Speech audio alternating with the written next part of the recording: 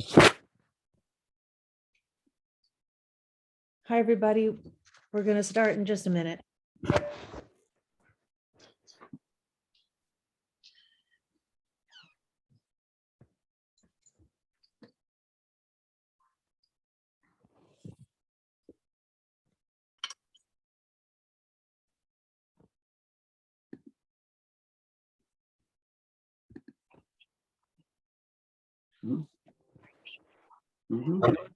Okay, let's get started.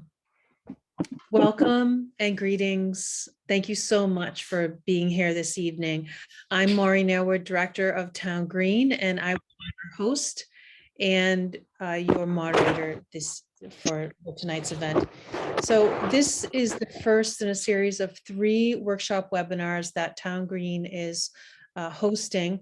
And the series is called Protecting the Good Harbor Beach Ecosystem Now for Future Generations. We're going to be looking this evening at the past, present, and the future for Good Harbor Beach ecosystem. And as the first in the series, we are going to do a history of the Good Harbor Beach ecosystem. We're going to take a look at research, past and current research, and we're going to look at future research. The other 2 programs in the series are going to look at adaptation and planning and implementation solutions. And each one of these is going to be followed by an in-person field trip at Good Harbor Beach, which I will talk about in a little while. So let's go over the outline for this evening's program. We have a slide for you to take a look at. We will beginning, here we go. Let's just get this up here. Thank you. Let's take a look at the outline for the program. Jayne, you can forward that. Super. You're going to hear 4 presentations from speakers this evening, each 15 minutes each. There's going to be 2 breakout sessions. You're going to be put into small groups to discuss a question, and I will provide instructions when we get there. And just a quick overview. We're going to see a video. Jayne is going to show us a video in a little bit. We're going to hear from Ellen Lepionka, a local historian, about the history of Good Harbor Beach. Then we're going to hear from Denton from Friends of Good Harbor, and he's going to go over some of the research that his group has done on specifically regarding the marsh. And I know that Denton has a lot of other things that he's going to mention in his presentation. Then we're going to go into the breakout groups for about 15 minutes. And then we're going to go into the second part of the program, and we'll hear from Jayne Knott, who is from HydroPredictions, and she's also the vice president of the Town Green Board. She's going to talk about incremental sea level rise, storm surge, and surface water and groundwater issues in the Good Harbor Beach area. After Jayne, we will hear from Professor Charles Waldheim and Kara Klinging from Harvard University Graduate School of Design. And they're going to talk about their recent research that focused on Cape Ann, and they're going to speak specifically to Good Harbor Beach. Then you'll go into another breakout session about 20 minutes. And when you come back, you'll hear from Charles and Kira again, and then we'll wrap.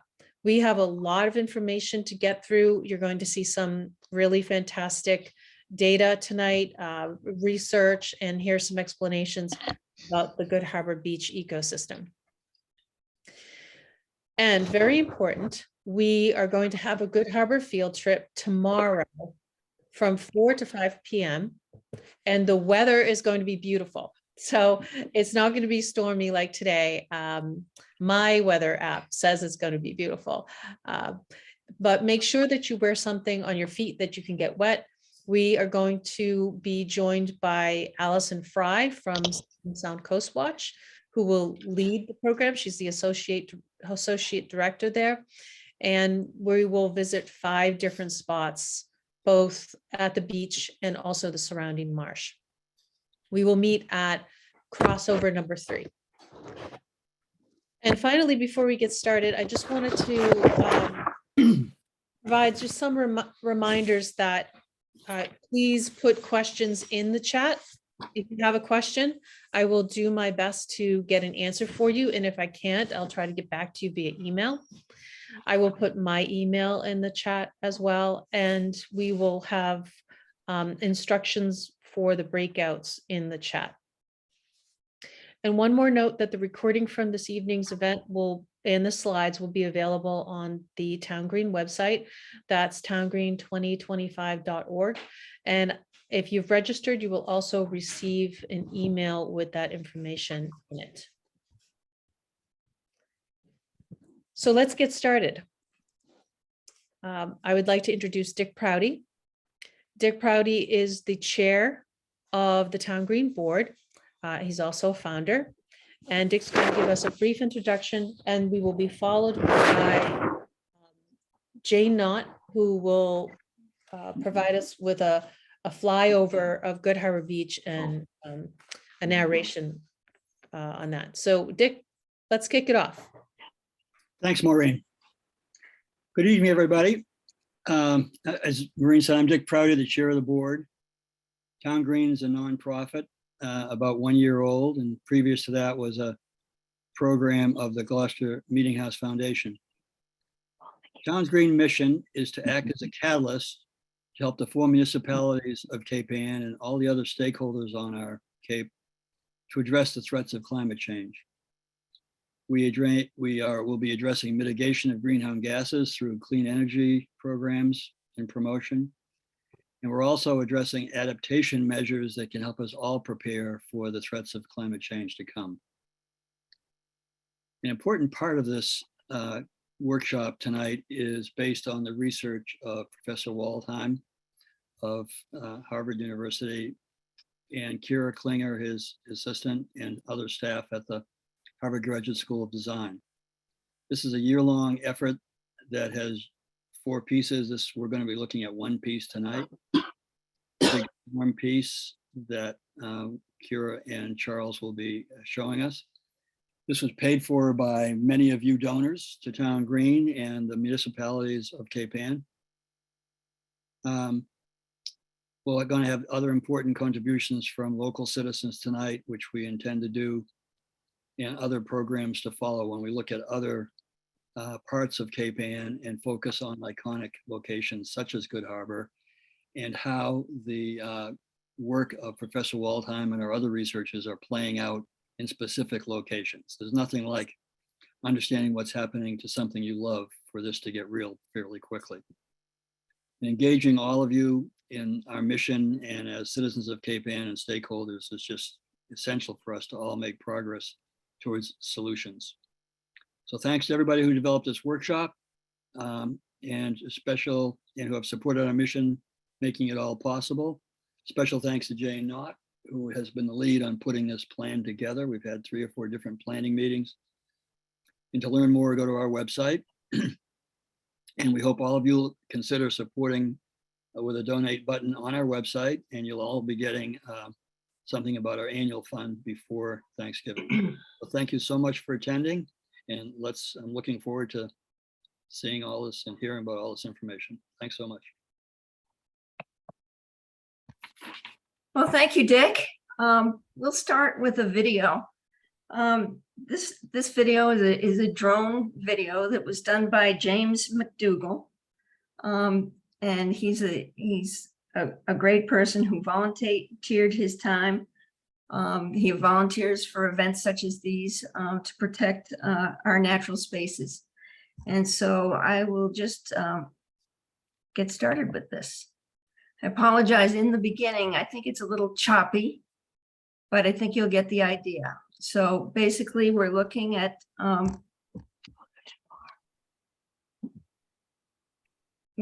Thatcher Road, and there's the creek. This is the salt marsh behind GoodHarbor Beach. This is Old Nugent Farm over here. So we're flying over the marsh. You can see the ditches that were dug for mosquito control. And you'll hear a little more about the history of that from Mary Ellen. Taking a turn here, you can see more of the creek that has sand in it and the wetlands. Over here is Stop and Shop. You can see that the wetlands extend right behind Stop and Shop. And as a matter of fact, this just Stop and Shop Plaza filled the wetlands when it was built. And now we're marching down the creek to the footbridge. And GoodHarbor Beach. It's a beautiful day. The parking lot here. The new condominiums off of Thatcher Road, Briar Neck, and the pond behind Briar Neck. This is the higher part of the marsh, which you'll see some of this tomorrow. And now we're on the top of Salt Island. We're looking toward Briar Neck. And we're looking down the beach, and here's the sandbar, which is really a tombolo. A tombolo connects the mainland to an island that's offshore. So with that, I'd like to introduce Mary Ellen Lepionka, who is an independent scholar researching the indigenous history of Essex County. Mary Ellen lives on Cape Ann as a retired college instructor, textbook developer, and author with a master's degree in anthropology from Boston University and a postgraduate work at the University of British Columbia. Her articles and essays on local indigenous history appear in the Bulletin of Massachusetts Archaeological Society, the New England Antiquities Research Association Journal, and Northeast Anthropology. Mary Ellen, thank you for joining us tonight. Thank you. Next. Yeah. The geologic history of GoodHarbor is around 400 million years old, but the present shoreline, it only began around 10,000 years ago at the end of the last ice age. Before then, the shoreline was about 60 meters further out to sea. The rising sea level was drowning the mouths of the rivers, creating estuaries. And it was this estuary environment into which the first people to live here came. And they were the maritime archaic people who were here and who used this beach. They were digging clams here. They were hunting walrus and fur seals and swordfish that were here then when the waters were colder. And they were hunting the deer that came to the growing salt marshes. Next. Then over the past 1,000 years or more, Algonquian-speaking people known as Eastern Woodland Indians came here, specifically the Pawtucket or Agawam Indians came, and they lived on what we call the creek, which used to be Little GoodHarbor River. It's been very much reduced from what it was. It was a canoe navigable river in 10,000 years ago. I'm sorry, I have a little laryngitis. The people were living in the Sayward Street area. That's where the Stop and Shop is, roughly, or in that area, and also the Witham Street area at the other end of the marsh. They would have fished in the inner harbor at Cripple Creek and Smith Cove, as well as in the sea at GoodHarbor. They would have dug quahogs and surf clams and gathered horseshoe crabs there. They also trapped herring on the beach using tide nets and other fish in the channel between Briar Neck and Salt Island. They would have strung nets for channel fish. They would have hunted seals on the rocks, raided rookeries for seabird eggs and feathers. Early reporters, explorers reported finding these people fishing as much as 2 miles out to sea in their ocean-going canoes. Next.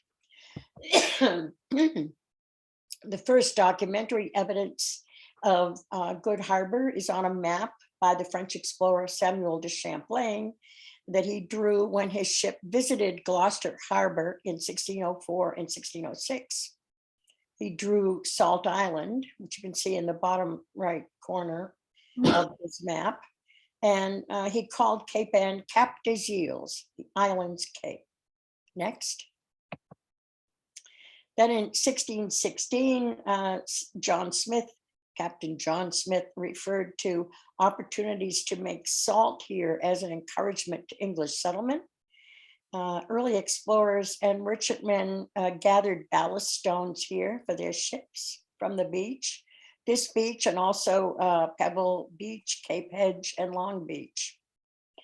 Good Harbor was a very good place to beach your sailing ship, and you beached it at high tide and tipped it over so that you could ship ballast and do what is called careen and bream. Careening and breaming was the process of tipping over a vessel to scrape its wooden hull to get rid of the barnacles and seaweed and to add or remove ballast. You had to have the right weight in the bottom of your ship, either of ballast or of stone or cargo, in order to lower the ship's center of gravity so that you wouldn't capsize at sea. Next. So the first settlers on Cape Ann made salt at Good Harbor, and that's how Salt Island got its name. They made salt there. It was not easy. The salters had to collect seawater, filter it, boil it down, spread it out to dry in the air for evaporation, rake it out, and then in due course, barrel the crystals. The salt crystals, which would be used as coarse salt to be packed into salt boxes. So early explorers in Massachusetts, early settlers, they all complained to their sponsors that they were having little success with salt making here because we don't have the hot, dry weather that would make it efficient to make salt. Next. In the 1640s, James Babson and later Thomas Witham were the first owners of Little Good Harbor and Briar Neck, including Good Harbor Beach and Salt Island. They developed farmsteads and businesses supplying the earliest fisheries with barrel staves, fish boxes, and salt. In 1658, James Babson began hauling barrels that he made in his cooperage shop to Good Harbor to be loaded with salt from Salt Island. And throughout the 17th century, barrels and boxes of salted fish were shipped from Good Harbor to ports, European ports, and also to the West Indies. In the West Indies, Cape Ann salt cod, and barley fed enslaved Africans and Native Americans on slave plantations. Next. In 1665, the old salt works was still operating on Salt Island. And then as now, as Jayne mentioned, it's accessible from Good Harbor Beach by foot at low tide. Next. By that time, Good Harbor, the whole area was becoming deforested. Trees were harvested for salt barrels, fish boxes, and housing shingles, and land was being developed for farming. In 1667, the town restricted the cutting of cordwood to the area between Little Good Harbor River, where it empties at Good Harbor Beach, and Brace's Cove in East Gloucester. Next. By the 1700s, the salt works on Salt Island became important to the fisheries in Sandy Bay, which is Rockport. And in 1708, as an alternative to having to take Indian trails through Dogtown, a direct roadway was built between Long Cove and Sandy Bay and the landing at Little Good Harbor. Good Harbor Beach was called Knott Beach at that time. This new road passed James Babson's cooperage and reached the beach via Wickham Street. I'm at a meeting.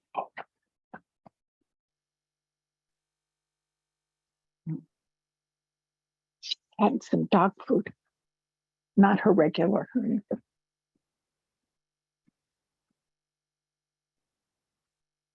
I will unmute. Please mute your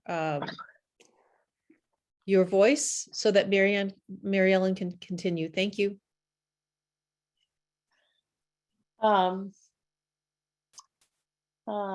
The area was called Knott Heights, and the road that was built between Long Island,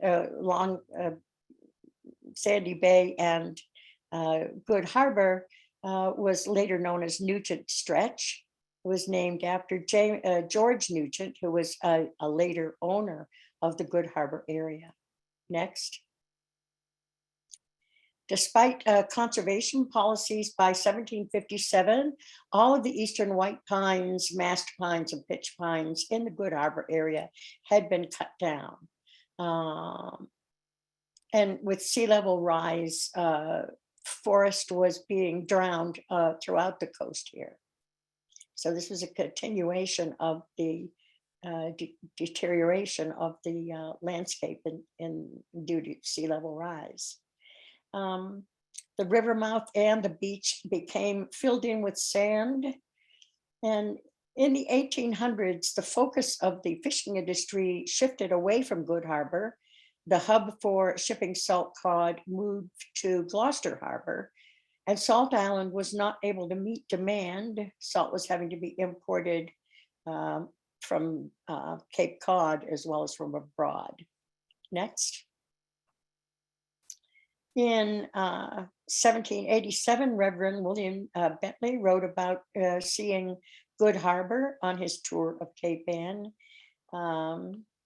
As soon as we left the town, we had a view on the right of the beach and Salt Island, so memorable by the fate of our mariners, he wrote.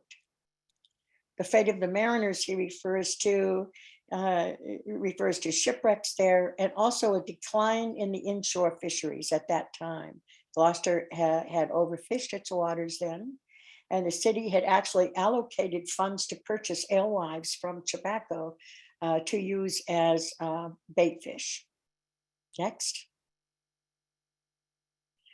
And Good Harbor Beach did see its share of shipwrecks. The winter storm of 1796, the ship industry crashed on Good Harbor en route from Portsmouth, England to Boston.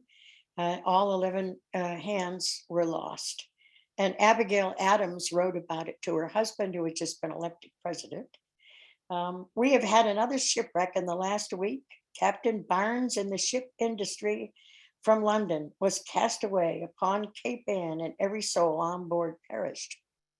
The bodies washed up on Good Harbor Beach, and the Gloucester townspeople went down to retrieve them, and they are all buried in the First Parish Burial Ground on Centennial Ave.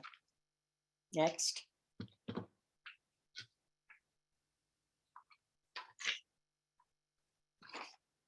In 1780, the first footbridge was built between Bass Rocks Road and Good Harbor Beach. It's been replaced many times since then as winter storms routinely sweep it away. Next. In 1880, an estate was constructed in the tidewater at the western end of Good Harbor Beach, protected by a heavy seawall that served as a breakwater. The estate is the neighborhood of Briar Neck today, and parts of that seawall are still there near the tidewater path. Next. Beginning in the 1880s, the Parsons family lived on Briar's Neck, owned land in and around Gloucester Harbor, and operated a seasonal lobster company on Salt Island. They built shacks so that they could spend the summer making traps and lobsters. There was even a small pier, and old photographs show 5 shacks and an outhouse. The lobster business lasted until the 1950s, when it was abandoned and subsequently vandalized or burned down. Next. In 1888, trolley tracks were built across Good Harbor Beach, roughly where the parking lot is today. The electric trolley carried tourists from the train station to Bass Rocks and from Bass Rocks to Briar Neck and on to Long Beach.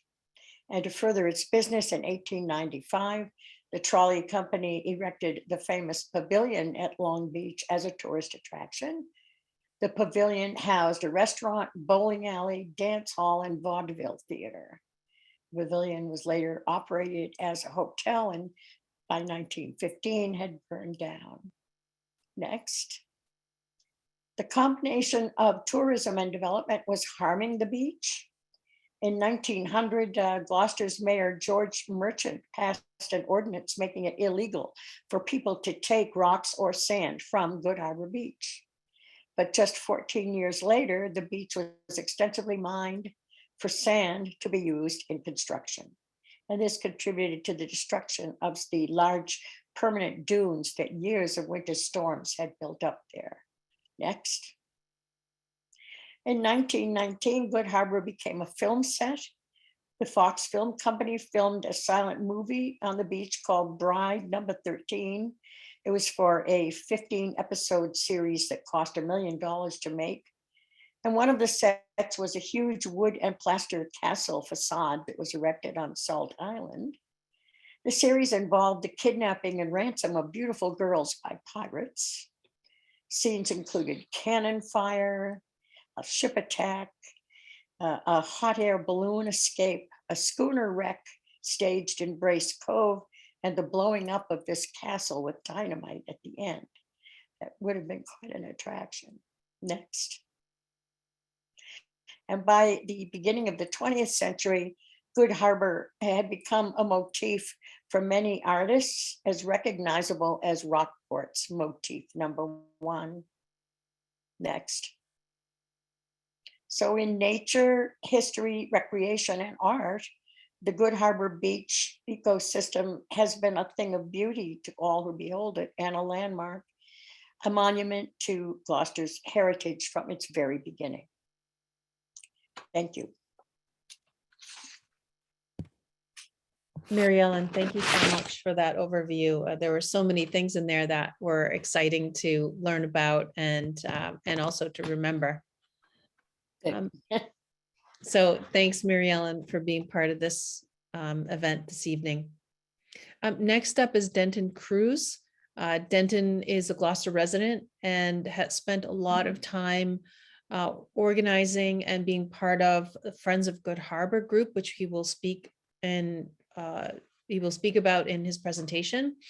And Denton, please feel free to tell folks a little bit more about who you are. Welcome, Denton. Right now, sure. Thank you. Thank you. I'm grateful to be able to share some ideas and experiences tonight from the Friends of GoodHarbor. My assignment is to go beyond the beauty and recreational draw of this extraordinary treasure of Cape Ann and describe its astonishing composition and fragile vulnerability. So let's begin by being drones for a moment and flying into GoodHarbor from offshore. What we see first is this rocky coastline, made so by the tectonic collision of Avalon and Pangaea and its retreat a few 100 million years ago, leaving behind a rocky coast and carving the Atlantic Ocean. Approaching this coastline closer, we see a sandy beach, bookended by a rocky coast and carved on either side, the rocky mounds on either side. Next is the array of sand dunes, once planted with pine trees and now with grass. And behind the dunes is more sand. And yes, the asphalt parking lot. Then comes the great salt marsh with its winding creek, branches, and wetland edges. And if we look closely, we can see its thriving organisms, vegetation, fish, birds, animals, and so forth. And spreading in all directions is the watershed feeding the whole basin. This is an ecosystem of natural life. It's rich in variation, and it's all interconnection. Rachel Carson, biologist and conservationist, embodied both a scientific and poetic view of all of this when she wrote To stand on the edge of the sea is to have knowledge of things that are as nearly eternal as any earthly life can be.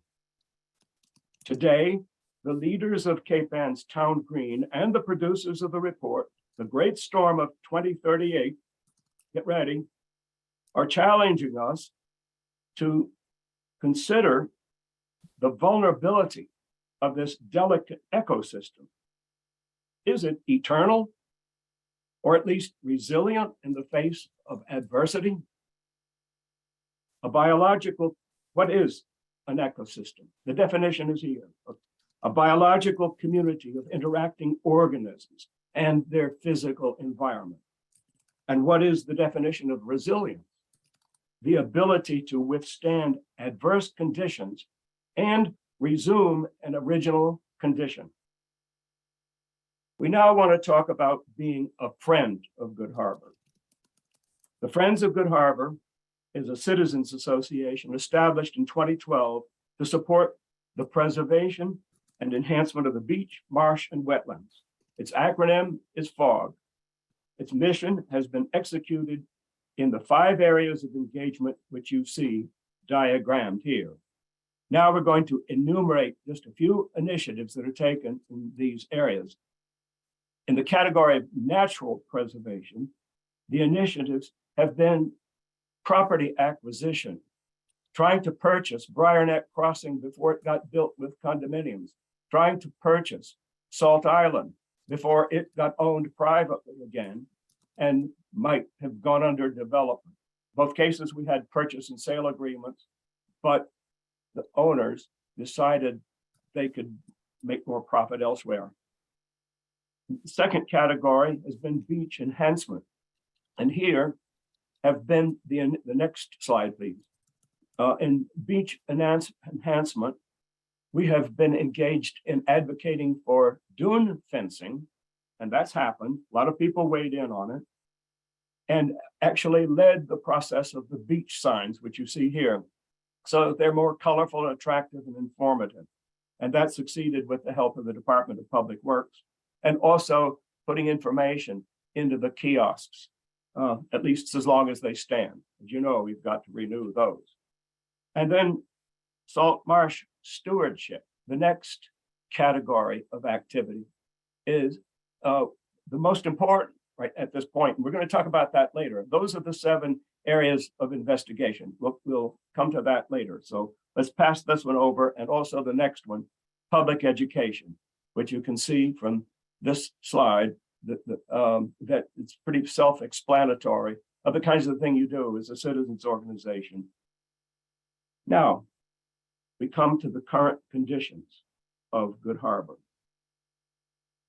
One of the 5 programs, our most extensive and sustained involvement has been the monitoring and stewardship of the salt marsh. And we're going to highlight the studies that have been conducted both by the city and ourselves over a period of 21 years. And here, spoiler alert, by the way, is what's been documented by all of that. Multiple impairments. Today, the study of the marsh has become especially important again because it's relevant to the Great Storm of 2038 report. You'll hear more about that later, as one of the recommended strategies for creating resilience to sea level rise is to facilitate natural adaptations, not structures, natural adaptations. Now what you're seeing on the screen here is the background of FOG's learning curve in studying the marsh. Our best tutorial was given when we hosted a forum on sea level rise, and Professor David Burdick of the University of New Hampshire described the complex and interdependent structure of salt marshes, which is shown here.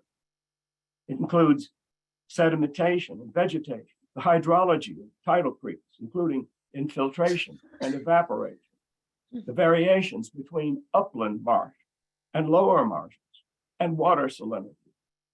And when we contracted with Salem Sound Coast Watch for a study of the salt marsh, Barbara Walker, executive director, utilized a scientific toolbox of monitoring protocols also shown at the bottom of this slide, to conduct multi-metric assessments in 7 parameters: salinity, vegetation, nectons, invertebrates, avifauna, the nectons are fish, avifauna, the birds, land use, and photographic records.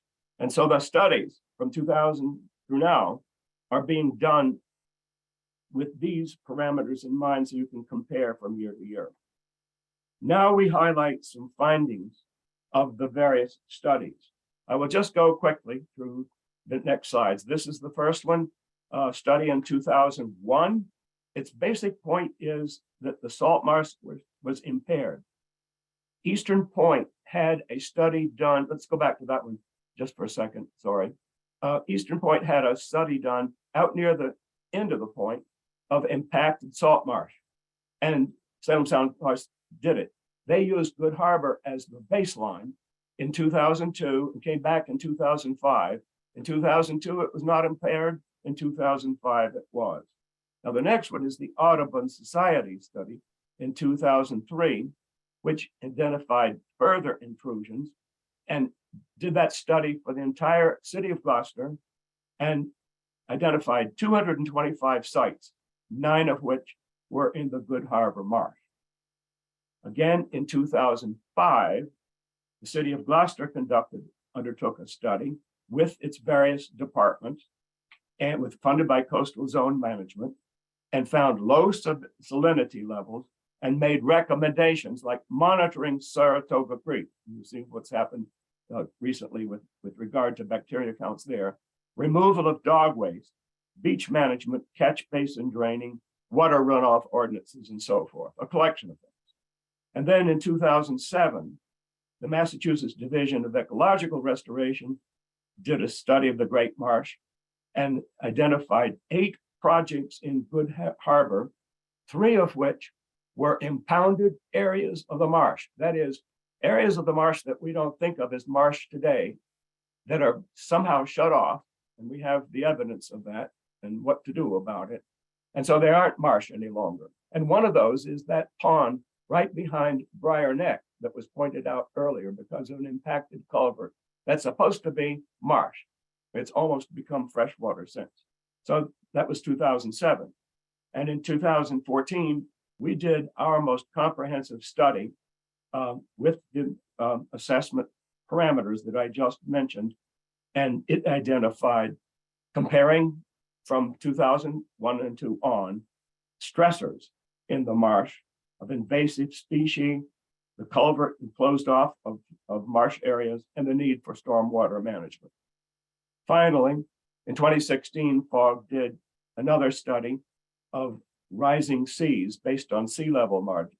And although we didn't collect enough data in that year to make meaningful comparisons, we did set up baseline data in some new parameters. Above and beyond the 7, we added 2 more parameters so that we could measure sea level rise effect. And one of them was the width of the creek, and another was the depth of the dishes. And I think that there may have been others. We're going to skip this last study that's come out in 2022. More about that later, but it really has more to do with city facilities. But it does say that GoodHarbor needs help.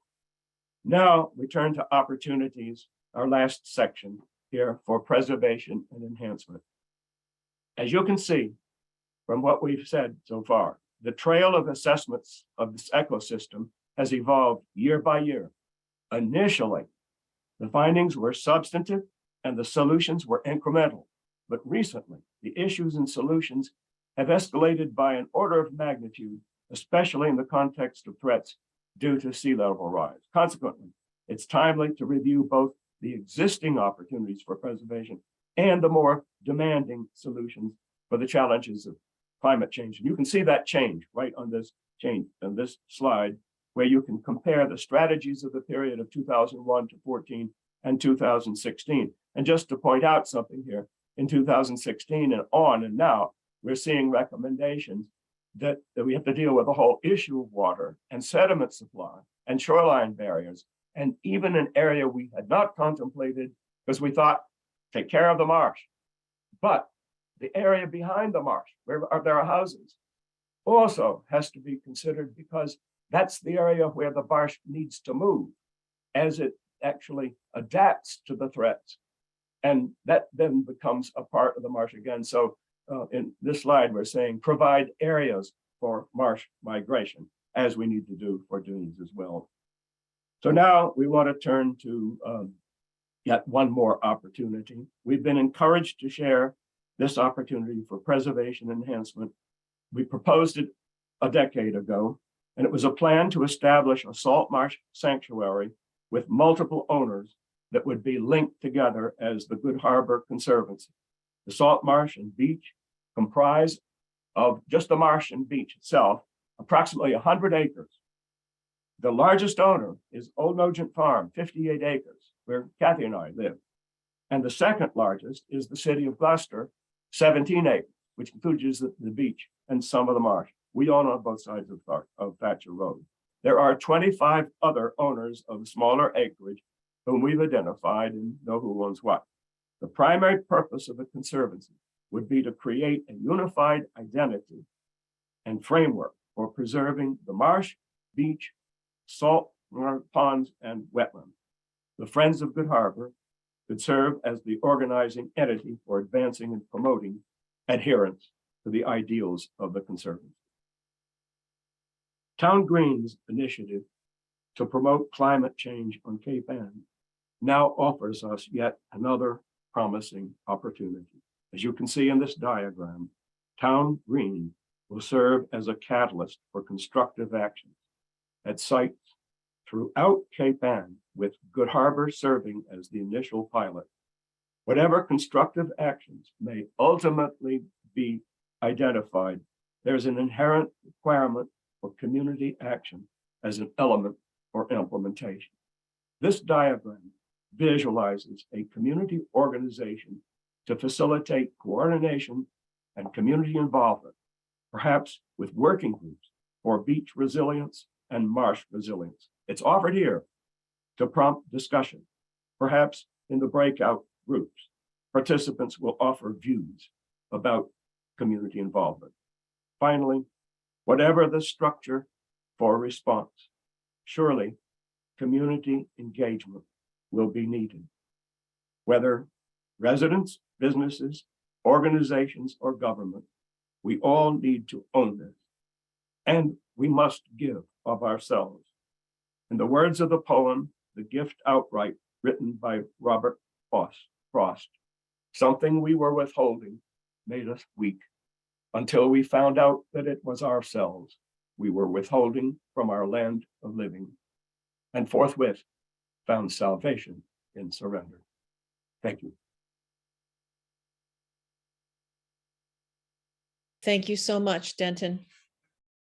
A lot to think about. And I do hope actually we can talk about some of that in our breakout sessions. So you're about to be randomly selected into groups of 5 or 6, and you'll have about 15 minutes. We're hoping that you can each take around 3 minutes to answer one of these questions, or you could actually speak about what Denton just mentioned. I would like for someone or everybody to take a picture of the instructions here on your phone. And when you get into your group of 5 or 6, to select a scribe to take notes. We don't have a way to record the breakout sessions, but we would like someone to write down maybe some of the major questions, some of the responses, anything that comes to mind that is being discussed. And if you could take a photograph or email me the photograph, or take some notes, I will put my email in the chat and would be happy to receive those. We would like to get that feedback from you. So questions, introduce yourself, share your connection to the GoodHarbor Beach ecosystem, talk about climate changes that you've witnessed or seen yourself, talk about your connection to GoodHarbor Beach, or you could also do what Denton just said, is discuss how the community might be involved in the GoodHarbor Beach ecosystem, and also community engagement. So I'll see you in the groups, and then we'll see you back here after 15 minutes. Thank you.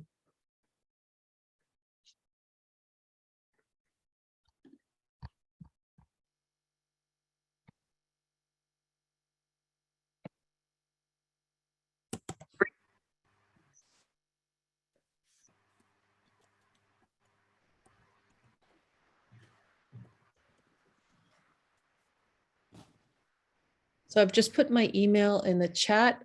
I'd be very happy to get a photograph of the notes that you've taken in this chat. Please, I mean, in the breakout session, please just put your name and breakout session 1.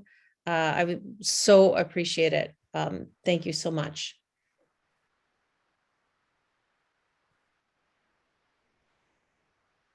It's wonderful to see everyone. Thank you for being here tonight. Yeah, we're back. Excellent. We're going to get started with the second half of the program, and we're going to take a look at the future of the Good Harbor Beach ecosystem. Jayne, I'm going to pass it over to you. And Jayne Knott is the founder of HydroPredictions, and she is also vice president of the Town Green Board. And she's going to provide a presentation right now about incremental sea level rise and other things. Jayne, take it away.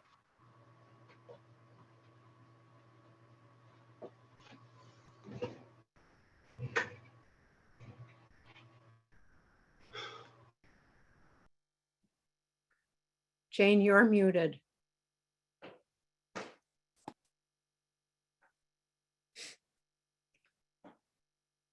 We'll just have a few more minutes here while Jayne gets her her slides up on the screen. Okay, I'm unmuted. Sorry about that. Let me just get the slide up. Can you see my slide? Not yet. Not yet. No, Jayne, we can't see it yet. Not yet. Yeah, I got messed up when we came out of the chat.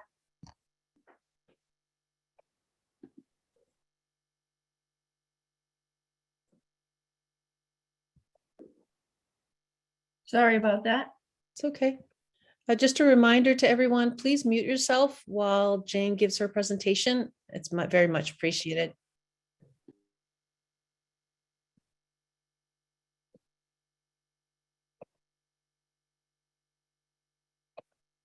Now, can you see my slide?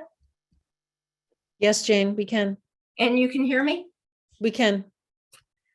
All right, well, good evening, everyone. It's great to see so many of you here. It was fun to be in the breakout group. I hope everybody enjoyed it as much as I did. And I'm looking forward to the next breakout group as well. My brief talk is on the future of the Good Harbor Beach ecosystem.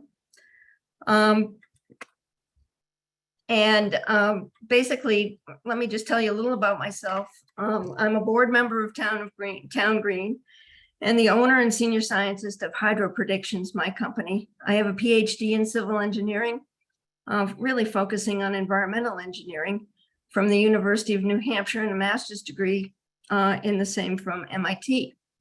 My work focuses primarily on the effects of climate change and sea level rise on groundwater, with implications for drinking water, infrastructure, and water quality. As you can see from this slide, healthy coastal ecosystems are essential for our economy to thrive. The rocky shoreline along the coast of Cape Ann and the surrounding communities provides food and shelter for juvenile fish populations. Good Harbor Beach is a designated growing area for sea, surf, and hen clams. And Salt Island is a designated important bird area with a great variety of resident, migratory, and wintering birds. The lobster fishery here is large, and many of us depend on the ocean for our livelihoods, recreation, and overall well-being. You can see the small fish grow into big fish, and that's important to our fisheries. So this slide is really an example of an amazing natural system. And it's showing beach profiles from the summer and the winter. So the figure on the top is the summer beach profile. Those of you who visit Cape Ann beaches in the summer and winter have probably noticed how the beach changes with the seasons. The gentle waves in the summertime brings the sand higher onto the beach and creates a berm in front of the dunes. The larger waves in the winter and the storms in the winter erode the berm and deposit the sand slightly offshore, where it serves to break the waves farther offshore, much like a natural breakwater under the water, reducing winter storm damage. This natural cycle repeats year after year. It's pretty amazing. Salt marshes are also natural systems that are resilient to many things, storms and sea level changes. Salt marshes, when allowed to function naturally, can adjust to changes in sea level by trapping sediment and keeping pace with sea level rise, by migrating inland, like Denton mentioned, over adjacent upland areas when possible. Research has shown that healthy salt marshes with the source of sediment and the ability to migrate can keep pace with up to 5 millimeters per year sea level rise. And I want you to remember that number, 5 millimeters per year. Salt marshes, healthy salt marshes can keep up with that pace of rate of sea level rise.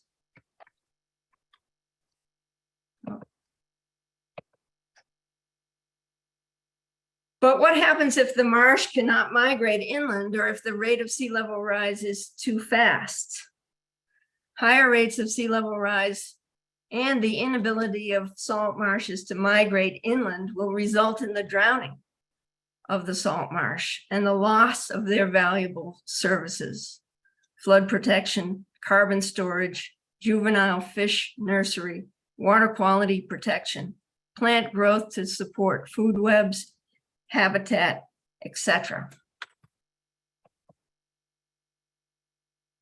In this workshop, we're focusing on sea level rise and storms. However, climate change is also altering our seasons in the Northeast. So I have one slide on this. The changing seasons will affect our economy and livelihoods, population, natural spaces, and ecosystems. Our fall, the figure on the left here is showing the temperature. It's going up and down and up and down and up and down. That's weather. But the blue line is showing a trend upward. And this is the average fall temperature. And it's showing that the average fall temperature over time has been increasing. And that's climate. So you're seeing the weather variability, but you're seeing a trend. And that's climate change, essentially. You see the same thing down here in this figure. This is the change in sea surface temperature. So this is the ocean temperature. Again, we see up and down and up and down. That's changes in weather and currents and things like that. But you're seeing a trend upward, sea temperature rise. So we had a little talk in our breakout session about things that have changed. And one of the things that I have noticed that's changed is that the water's warmer. So, and the data actually show that as well. This figure here is showing you that our seasons, the length of seasons are changing. So the winter season is shortening as temperature increases. The fall season is getting longer. The summer season is getting longer. So essentially our winter is starting later and our winter is ending earlier. And these things will continue to happen in the future. But we'll now focus on sea level rise. So this plot here is from the National Climate Assessment that was released in 2018. And it shows these colored lines show that there's uncertainty in the amount of sea level rise that we'll be experiencing from now until the end of the century. And by the way, sea level rise will not just stop at the end of the century. We're just not showing what happens beyond that. But all of the curves here show us that even though there is uncertainty in the projected rate of sea level rise, all of the curves show that sea level rise is accelerating quite significantly. The uncertainty in the curves is related to the human factor. Essentially, what are we going to do with our greenhouse gas emissions? Are we going to transition to clean energy quickly, or are we going to keep business as usual for a while? And we really don't know about that yet, but it really makes a huge difference in terms of what we will see in temperature changes and sea level rise. And number two is the uncertainty about what's going on in Antarctica. So scientists now are assigning probabilities to sea level rise. And this is a figure that was released for the Boston area. It was released in a study out of UMass Boston called the GBRAG report. And essentially what it does is it shows you the likely range of sea level rise that you might expect. So in the middle of the century, 2050, we would expect 2 feet of sea level rise. And in 2070, by 2070, it would be about 3 feet. This is in New England, this is in Boston. And 2100, we would expect 5 feet. Now, it could be more.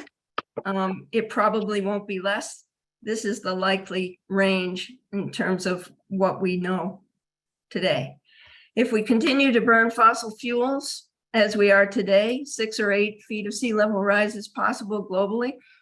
And it's plausible that it could be as high as 15 to 16 feet, depending on Antarctica. And like I said before, sea level rise won't stop after 2100.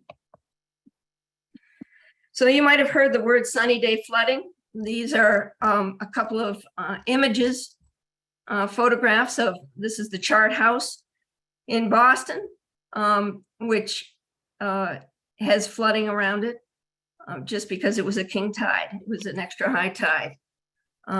It was a sunny day, not related to storms. The same thing happens at Marcy Boulevard on a regular basis. And these figures off to the left are showing that the frequency, the number of days per year of sunny day flooding will be increasing. So what does this mean for us? Incremental sea level changes. Well, as sea level rises, it actually acts as a baseline for storm surge. So you can think of sea level rise as the sunny day flooding, yes, but it's also the starting point when you have a storm of, storm surge, what's going to happen with that. So these are some plots that I've done up. The first one is just mean high water. This is GoodHarbor Beach. This is Salt Island, Briar Neck, Thatcher Road, Stop and Shop Plaza, Nugent Farm. So this is just our regular high tide. There's a little bit of flooding in the salt marsh. The creeks are full.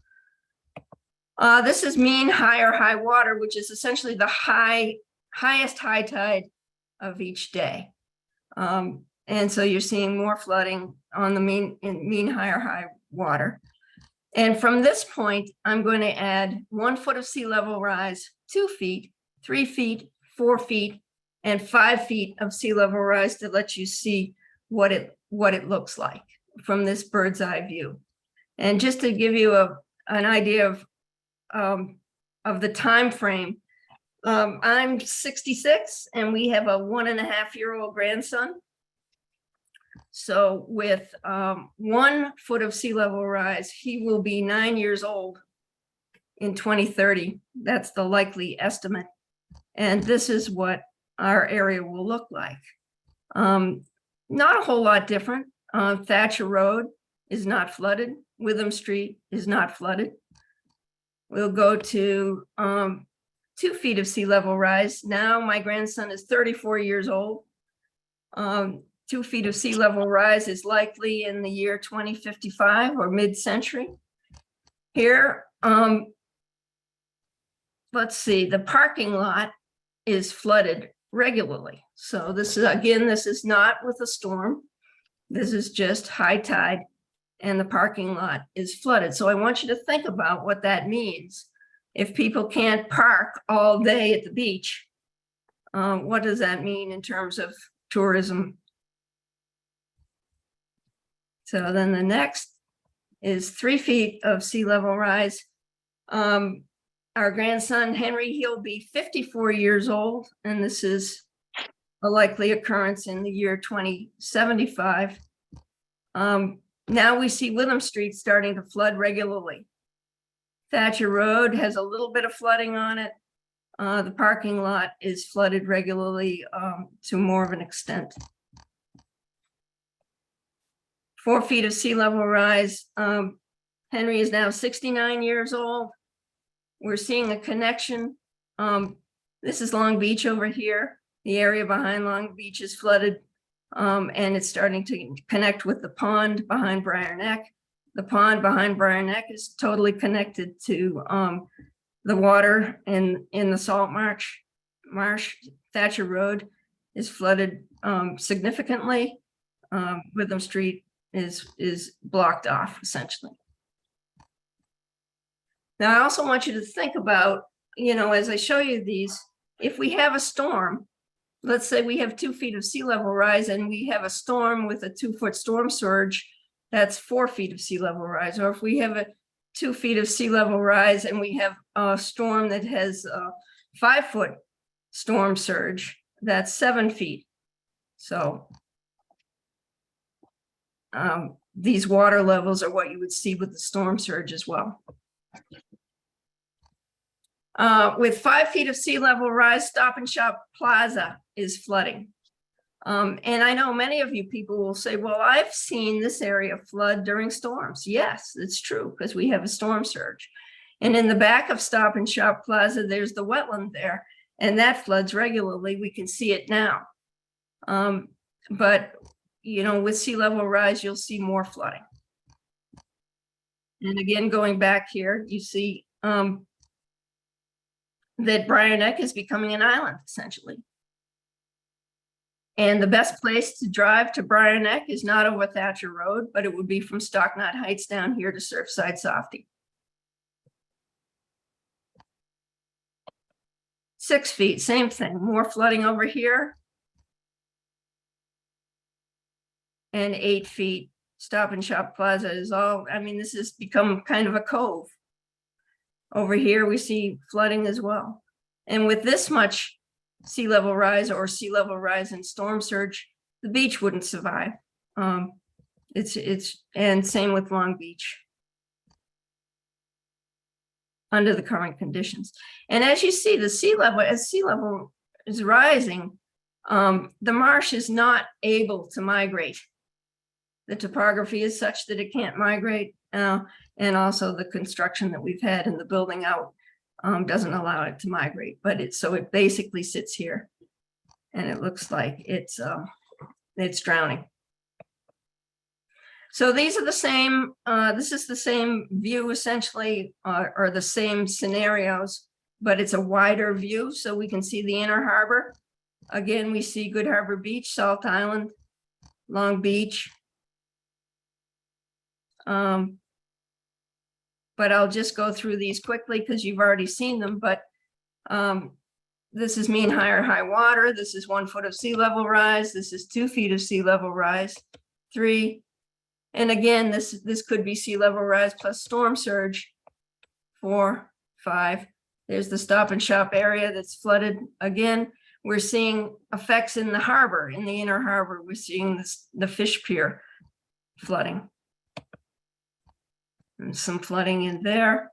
And then when we get to the 8 feet, we see that Bass Rocks and Eastern Point are also an island, as you've got water across here.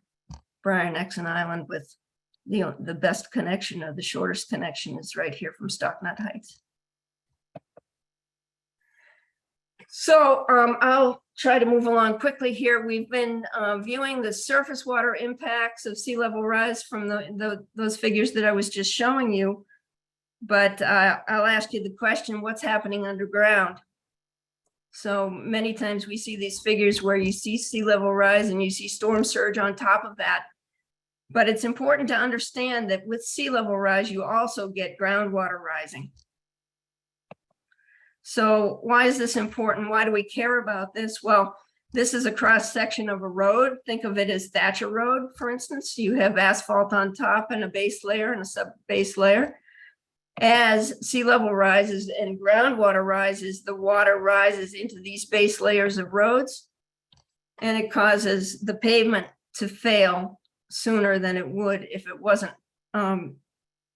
having the effect of the rising groundwater. Rising groundwater weakens the underlying layers of roads. And what happens when that happens? You get fatigue cracking, you get rutting, you get potholes. And when I showed you the temperature changes earlier and the season changes, you're getting a lot more frequent freeze thaw cycles, and that also contributes to potholes and problems with your pavements. We don't have septic systems anymore in this area of town, but in some of the other communities around Cape Ann, there are homes with septic systems near the coast. And when groundwater rises with sea level rise, septic systems can fail. Septic systems are designed to operate with a treatment zone with groundwater that's fairly low. But as groundwater rises, a permitted septic system, a septic system that was permitted in the past with the lower groundwater table might fail. We're seeing this in other communities.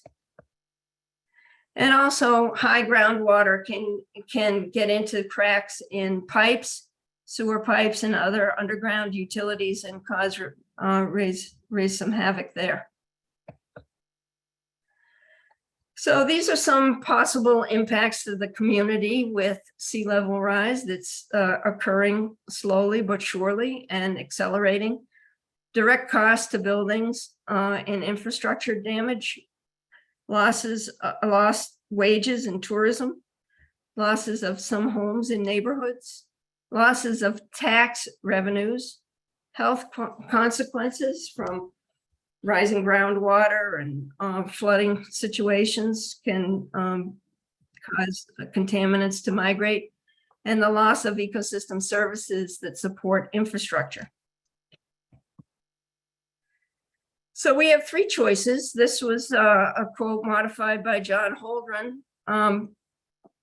Our three choices are mitigation, adaptation, and suffering. We're going to do some of each. The question is, what's the mix going to be? The more mitigation we do, the less adaptation will be required and the less suffering there will be.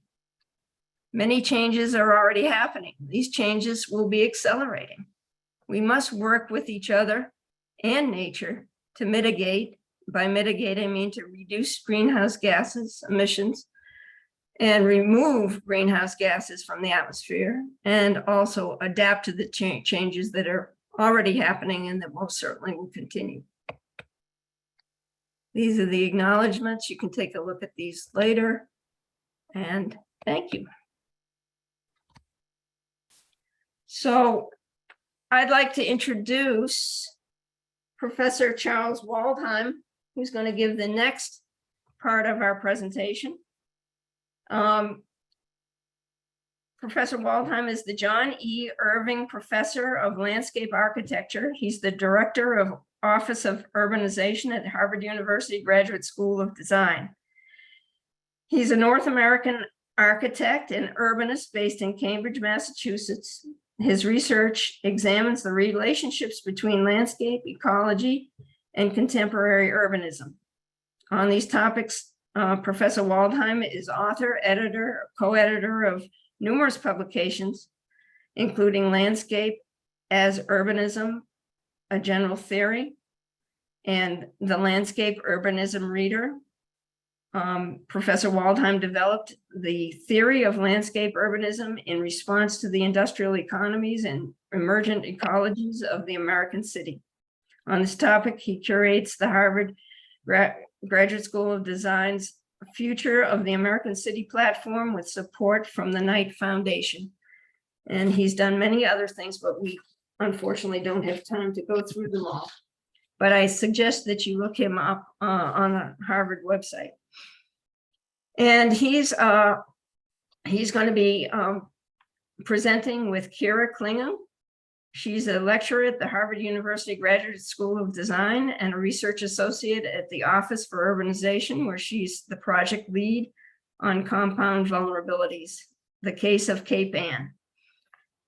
She completed her master's in landscape architecture and master in design studies in risk and resilience at the Harvard University Graduate School of Design. She holds a BS in ecology and evolutionary biology and a BA in policy studies and Asian studies from Rice University. She was a 2016 Thomas J. Watson Fellow and spent a year in, I don't know if I can pronounce it, Mauritius in Myanmar, looking at climate adaptation strategies for coastal communities. Welcome. We're excited to hear what you folks have to say. Thanks so much, Jayne. Thanks, everyone. Nice to see you all.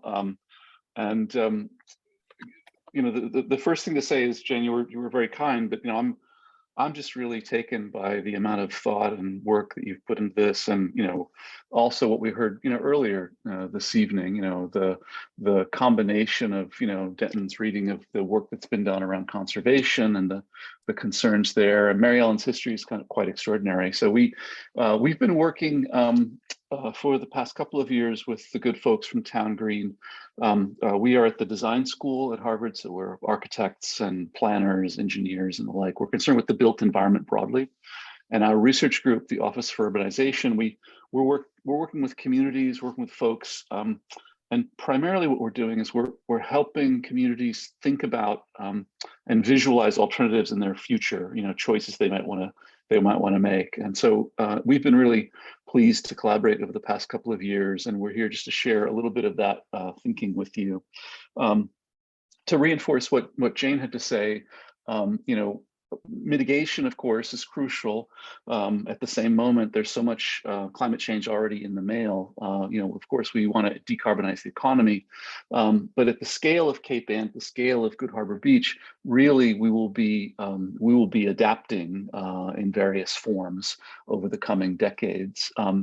We also want to reinforce this notion of the kind of healthy ecosystems and the role that they play. So, almost everyone who's working in this space on climate adaptation in the US would agree a combination of hard systems, hard infrastructure, playing defense with some heavy infrastructure, combined with rebuilding the capacity of natural systems. We have great data, we have great information on the ability of coastal systems, saltwater marshes, dune ecologies to both withstand and mitigate the effects of storm and sea level rise, but also to provide resilience, to buy time and space for a community to respond.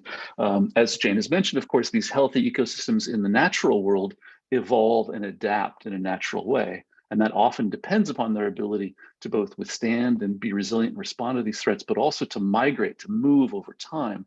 Of course, Cape Ann did this for thousands of years. As we've built infrastructure, we've built roads, dikes, levees, seawalls, we've built underground systems. Those infrastructures tend to prevent the natural system from evolving, from adapting, from migrating in this case. And so therefore, the salt marsh behind and the dune beach system in the foreground, those systems need to be replenished, they need to be rebuilt, and that becomes quite a large kind of maintenance project. And ultimately, at some point of tipping, it will not be possible to continue to simply rebolster or rebuild them, ultimately, whether that's at the scale of sea level rise or change. Our work is done through primarily through a form of scenario planning. So this scenario planning is a form of research that's endorsed by the IPCC. And the goal of scenario planning is not to imagine any one most obvious outcome or predict the future. Scenario planning is really an attempt to understand outcomes by visualizing alternatives that are plausible. And so in that regard, we know that Cape Ann has a rich and deep history of storm events. We know that you've all been living with and enduring both, tropical and subtropical storms, but also nor'easters for some time. But in the context of climate change, we know that Cape Ann will experience increasing storm events and increasing intensivity of storm events because there's more energy in the system. Based on that, we began with what we... Excuse me, Charles. Do you want me, you need to tell me when to move the slides forward. We will do, thank you. Okay, great, Thank you. thank you. Yeah. So through this scenario planning exercise, our goal is not to predict any one particular outcome, but to visualize and to think of this as a kind of stress test. Think of it like going to your cardiologist and getting on a treadmill, or putting the financial system and the banking system through a kind of examination. And the stress test is meant to reveal secondary and tertiary outcomes. Another thing that we'll reinforce from Jayne's presentation is that it's not simply the threat of rising seas, which is happening incrementally and relatively slowly over time. It's also the cumulative effects of, king tide, rising sea levels, increasing storm events, brittle infrastructure, and the fact that water is coming up literally from the ground itself and producing saltwater intrusion and often brittle effects on infrastructure. So in that context, we've developed what we call a scenario zero, which assumes that we do nothing. Let's just assume a steady state on Cape Ann, rising seas, increasing storm events. And my colleague, Kira Klingen, and I have developed this as a kind of way of thinking about change over the course of the medium term. So Kira, why don't you just walk us through this notion of a big storm in the near future? Sure, Jayne, could you move on to the next slide? And so just to kind of reinforce what Charles has been saying, again, our goal here with scenario planning is not to create something terrifying or something that seems kind of out of the cultural imaginary. Instead, we're coming up with just plausible, not probable images of the future. Next. And through our work over the course of this year, we've worked on a year-long study that includes 2 scenarios and then 2 studies. And the first scenario is the Great Storm of 2038, which Denton really kindly queued up. And it really just evaluates the cost of doing nothing. So this is the idea: if a middle-of-the-road Category 3 hurricane struck Cape Ann in 2038, we've started to visualize what the effects might look like. And then the second scenario, which we'll share in a later workshop, deals with the potential adaptation measures, followed by some brief studies on building net zero housing, and finally options to recover waste. Next. But today we'll just be sharing work from Scenario 0, the Great Storm of 2038, and here we're really going to be focusing exclusively on the GoodHarbor Breach ecosystem.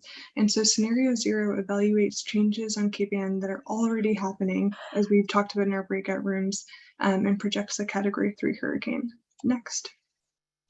And this work is also shared through an internally facing website, and we'll share the link to the site as well as the login and password at the end of our presentation. It's also available on the Town Green website.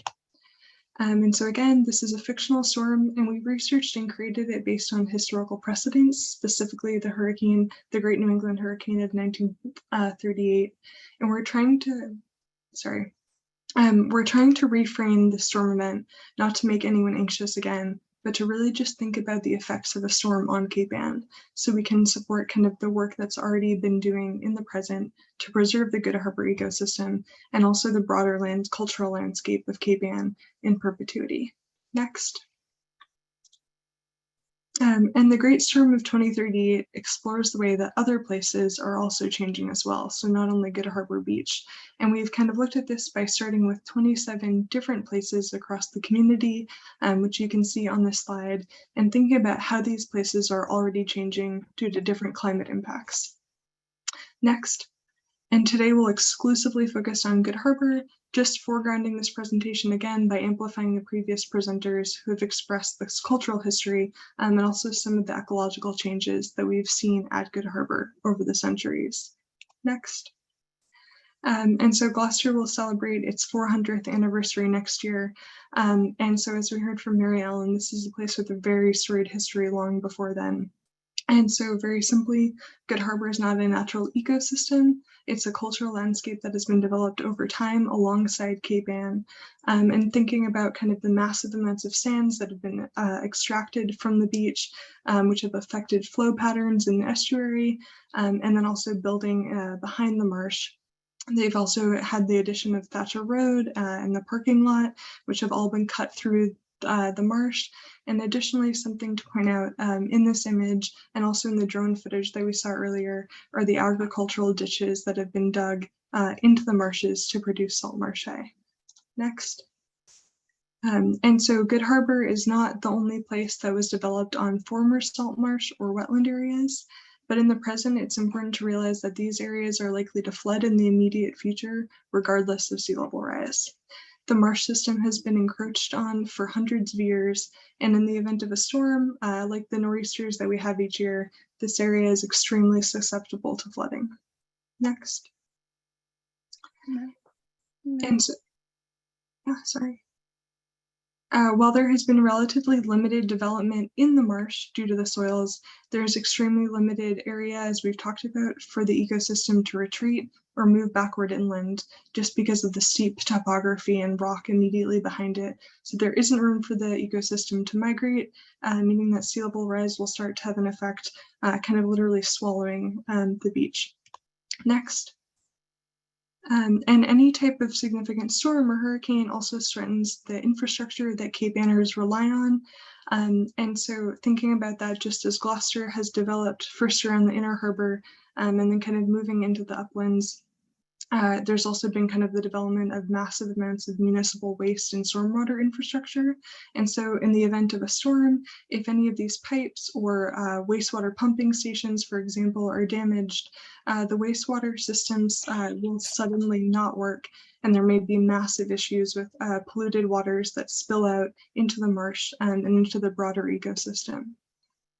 Thatcher Road, as we saw in Jayne's presentation, is also developed in the marsh. It's susceptible to long-term effects that are sea level rise, but it could also wash out during a storm.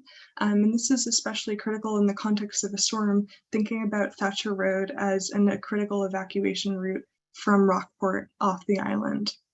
And the most important point here is really just thinking that all of these infrastructural and development changes have affected the hydrology of the marsh and the way it functions as an ecosystem. Next. And as we all know, Cape Ann has a history of nor'easters as well as hurricanes. And so when these storms hit Cape Ann, like waves during the perfect storm, which are shown here in this image, there's a lot at risk to lose from the ocean. And I just want to kind of briefly go through two storms that have hit Cape Ann in the past. Next. And I'll ask you to pay special attention to this historic track. So this is the Great New England Hurricane of 1938. And kind of critical to this storm is that it tracked west through Massachusetts, meaning that it pushed 50-foot waves up from the south right into Gloucester's inner harbor. It eroded the coastline and destroyed over 3,000 fishing vessels. Next. And in more recent years, Hurricane Bob came through in 1991, very close to Cape Ann, and pushed just massive amounts of salt into agricultural fields. Next. And while Cape Anners are used to dealing with these intense weather events, they're more used to nor'easters as compared to hurricanes. But hurricanes, when they do strike, can have an even greater impact. This is because the wind is blowing in a different direction from nor'easters, which means that trees are more likely to be downed. And we also know from some of the work that we've done at the Office for Urbanization in partnership with NOAA and the Woods Hole Group, that hurricanes will not necessarily become more frequent, but as the ocean warms, they will become increasingly intense. And we only have to look at hurricanes in the past few weeks to understand that. Next. And so during a hurricane, the storm surge and the power of waves is the most devastating element. This is a projection of a 100-year storm in 2038. So this is kind of the extent of storm surge. And you can see that the surge will travel far inland along the Annisquam, the Great Marsh, and especially through the GoodHarbor beach ecosystem, even pushing toward downtown. And again, this storm surge is exacerbated by the filled ground and development in these former salt marsh areas. Next. And so Cape Ann is particularly vulnerable to a westward tracking hurricane like the hurricane in 1938, just because it will push waves up from the south through the inner harbor. And so here's an image of the outer harbor where we could expect to see about 26-foot waves at dog bar light. And the wind and waves during this type of hurricane will be coming from a very different direction, making areas like GoodHarbor even more vulnerable. Next. So to explore the effects of a hurricane and to start to imagine what this might look like at GoodHarbor Beach, our scenario 0 projects this Category 3 hurricane that strikes in 2038 after an exceptionally rainy summer. The storm will form off the coast of Cape Verde and travel across the Atlantic, turning into a Category 3 storm as it skirts the Bahamas. Next. Jayne, if you don't mind playing this animation. And so by 3 in the morning on September 2nd, so right before Labor Day, scientists and residents will be bracing for the storm, which will arrive at a meteorologically high tide, so a king tide, as we've been talking about. And so at GoodHarbor Beach, this is a tide that's already flooded the parking lot, the footbridge, and also drowned the marshes behind the dunes. Next. When the hurricane arrives, the agricultural ditches that we spoke about earlier act as flood pathways during the storm. So these degraded wetlands are more vulnerable to flooding, and during normal times, they disrupt the natural tidal flow by not allowing for natural drainage, and after a storm event, they'll massively impede drainage. Next. Thatcher Road, a key evacuation route, will flood during the astronomical high tide, and waves will crash over and wash out the road and parking lot, which already floods, as you can see from this image of a nor'easter. The footbridge will also be damaged and washed out. Next. Which can create kind of a system of projectiles. The effects of erosion that we've been talking about will be extremely exacerbated during the hurricane as well. And so again, you can see here in images just of routine nor'easters that the dune system will be immediately eroded and the beach sand will be swept out to sea, which will not come back. Next. And that brings us kind of to the last point of destruction, or what to think about during a hurricane. So during a Category 3 storm, 18 feet of storm surge will surge up through the marsh, across Thatcher Road, and then move upland. And storm surge is really kind of the most dangerous part of a hurricane, which will move into GoodHarbor Beach and the surroundings. Next. And we can visualize this effect on the Stop and Shop Plaza. So again, upland, the entrance was already flooded earlier this year, and people had to go down to kind of the entrance by Charlie's. And the day before the hurricane in 2038, as shoppers rush to the store, water levels will immediately begin to rise in the marsh. Next. During the storm, waves up to 18 feet will rush through the swamp. These waters will overtop the parking lot and spill into the store. The berm supporting the plaza will also begin to erode into the marsh. And it's important to note that, just like we saw on that map earlier, this was constructed on filled land in the marsh, so it's an extremely vulnerable area. Next. As the berm collapses, it will further impede drainage, holding water over the marsh plants and drowning them essentially. Without power, the store will not be open for emergency shoppers or anyone who might need groceries for the coming weeks ahead, and the building will start to sink into its foundation. So again, these are just the immediate effects of the storm within 24 hours. Next. When the overwash is simply the sand from the dune system, is washed into the marshes by storm surge, the salt marshes will be weighed down by heavy materials, which will prevent the grasses from growing back. Next. And this is something we talked about a lot in my breakout room, that stormwater issues that are already affecting the marshes will be exacerbated as the hurricane batters the 2 sewer pump stations along Thatcher Road. And the city is already elevating these pump stations, but they are at risk. Next. Ultimately, a Category 3 hurricane will dramatically impact the ecosystem for years to come, and also change the long course of history that we've been learning about through this series of presentations. Next. And as a reminder, this is part of a broader body of work on the impacts of a hurricane on Cape Ann. Next. And also includes kind of a greater exploration of the way that another 27 places are changing across Cape Ann, including GoodHarbor Beach, and also buildings like Motif No. 1 and the Cut Bridge. Next. And we'll post the link in the chat for the URL to spend kind of more time with different aspects of the storm, including the changes on the Cape, the Great Storm, and the impacts and aftermath. Next. And so this is the login information. And again, we'll post this in the chat so you don't have to rush to write it down right now. Thank you. Charles, do you want to say anything? Thanks, Kira. No, that's it. I just want to reinforce, it's the beginning of a longer term collaboration, and in future workshops we'll have a chance to talk about options and thinking about this in various ways that are specific to the experience of people on Cape Ann. I mean, I've been struck by, first of all, it's among the most literate and well-educated communities we've had a chance to work with in our years of work. The commitment, the level of technical and kind of cultural knowledge, level of deep history, decades and decades of lived experience. For us, this makes it a really wonderful conversation to be had, and we're here as much to learn as anything else. So yeah, thanks for the time, and Jayne, thanks for the introduction.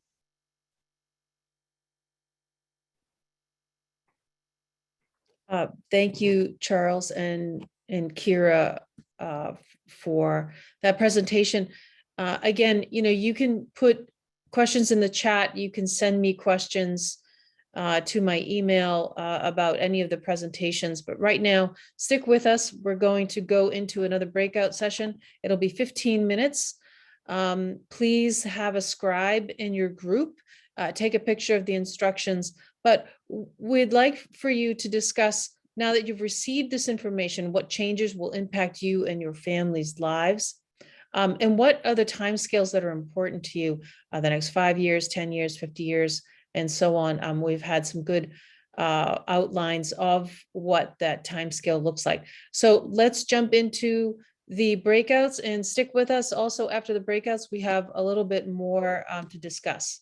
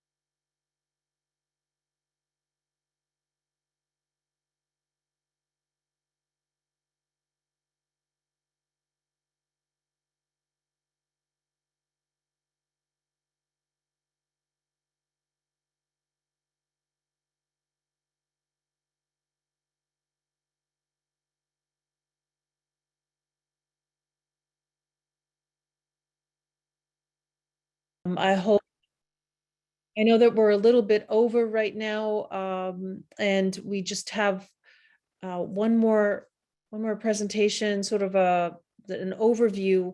So please stay with us to the end of the program if you can. There's more to come. I hope that everyone is back in, and that you had a good time in the breakout session. Again, my email is maureen@towngreen2025.org. Please send me your notes. You could just send a picture of them. We'd be happy to get that from you. I think Charles and Kira, are you going to give us sort of another quick overview? Maureen, thanks for that. What do you think? I mean, we're at 8:30. I feel, we've had great conversations in the breakout rooms. We have another workshop upcoming where we can share scenario one. Maybe we can just say briefly again, the premise of the next piece of work, scenario one, is to then begin to imagine adaptations, like what are the options available, how might we think about things, and I think that's probably better handled in the next workshop. No, what's your feeling? Yep, no, that sounds great. I'm happy to move to wrapping it up, and thanks so much. We wanted to highlight some upcoming programs. Again, the field trip is tomorrow at Good Harbor Beach from 4 to 5 o'clock. It's going to be sunny weather. It's going to be beautiful. So please plan on joining us with footwear you can get wet. We're going to meet at crossover at number 3, and we will be joined by Allison Fry from Salem Sound Coast Watch, who will lead that field trip. We're really excited about that. Workshop number 2 that Charles was just mentioning is going to take place on November 30th. So mark your calendars. It'll start 6:30, and you'll receive an email from me talking about how you can register for that. That will be followed by another field trip that we're going to have in January, but it will be at an astronomical high tide there. I was told that November 3rd, there's going to be a symposium at Woodman's on the Great Marsh. Some of you might want to go and attend that. Go So to the Great Marsh, excuse me, go to thegreatmarsh.org and you'll see there's a post or whatever, and you could register there. that's great. Thank you, Ellen. I want to thank everybody for being here today. Any questions and comments you can send to my email. Again, it's maureen@towngreen2025.org. A recording and the slides will be sent to you. They will also be found on the Town Green website. Can I say something? Somebody is asking where crossover 3 is that wants to go on the field trip. You could just pull into the parking lot. The parking lot will be open. And you can just drive down. You'll see some people standing there. We'll be there to greet folks at 4 o'clock. It's right across from the So, walkway past. Again, Boardwalk number 3. Boardwalk. Or Thank number you. 3. Yeah, boardwalk number 3, you have to go past the concession stand in the parking lot. great. Thank you so much. Hopefully we'll see you tomorrow, 4 to 5 p.m. I really appreciate everyone who has taken the time to be here this evening. And for all of us who worked on this planning committee, thank you for just putting the time in. It was a really extraordinary evening. I'm so proud of Town Green and the planning committee in putting this together. So we'll see you tomorrow, hopefully. And we will see you on November 30th. You'll be receiving more information about how to register. Everyone have a lovely evening. So much. Thank you. Thanks, Maureen. Bye. Thanks, everyone.